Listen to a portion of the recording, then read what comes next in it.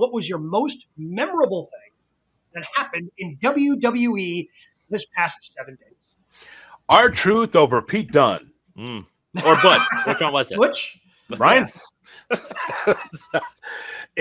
You are right, Gabe. You think about Monday Night Raws and how they just kind of just get through the show. But the two things I liked, I thought bookend, a strong SmackDown leading into Survivor Series and a terrific Raw right afterwards. They are cooking right now with gas. And so you think about the New Day, and I had no idea. Here's the great thing about wrestling. You watch wrestling, and sometimes they throw you a curveball, and you're like, whoa, that came out of nowhere.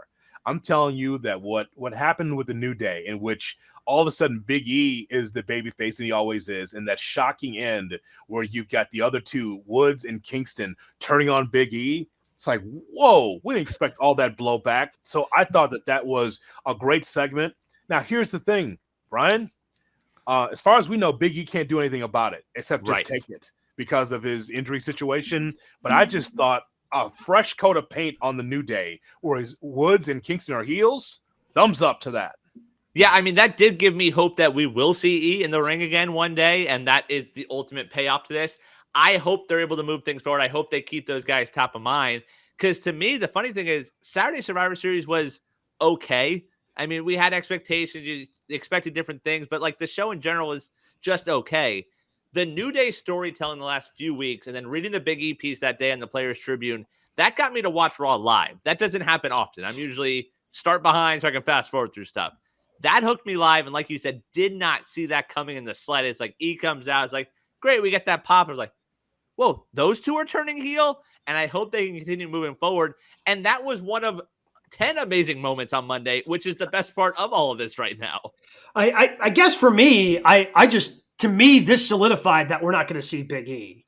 Really? This came out to me as Big E, obviously he was going to be there, but how can I push this group forward? Because they have been spinning their wheels the last, I don't know, year, 2 years.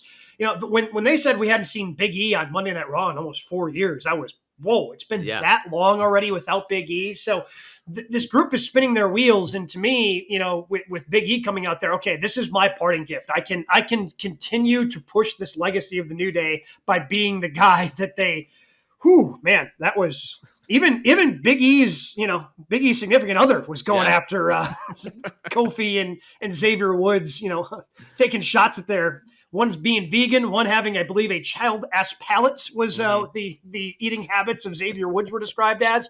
I mean, that was a fantastic segment. But I guess I interpret it as, okay, Big E's not coming back anytime soon, but this is how they can still spin the New Day forward. And I honestly thought that was going to be the main event. I thought that was going to be the main event of Raw. And the fact that, it ended up being in the middle of the show just kind of does talk about how great Monday Night Raw was. But in terms of the most memorable moment from the week, I still think it's got to end up being the close of Monday Night Raw, because I didn't see Drew McIntyre returning coming.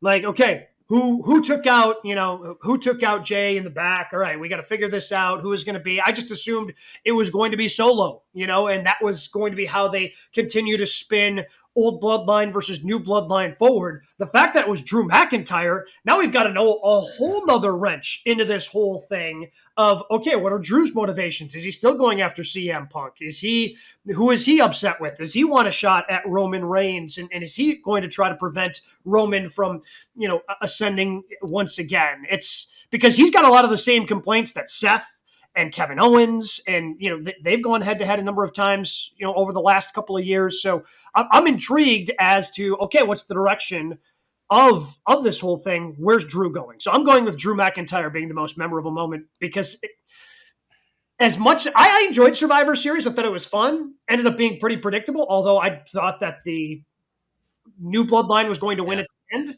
But everything else felt pretty predictable. It was still a really fun show. But because I did not see Drew coming, and there were no whispers of it anywhere, and you're genuinely caught off guard, those moments rarely happen in pro wrestling today. So that's what I'm going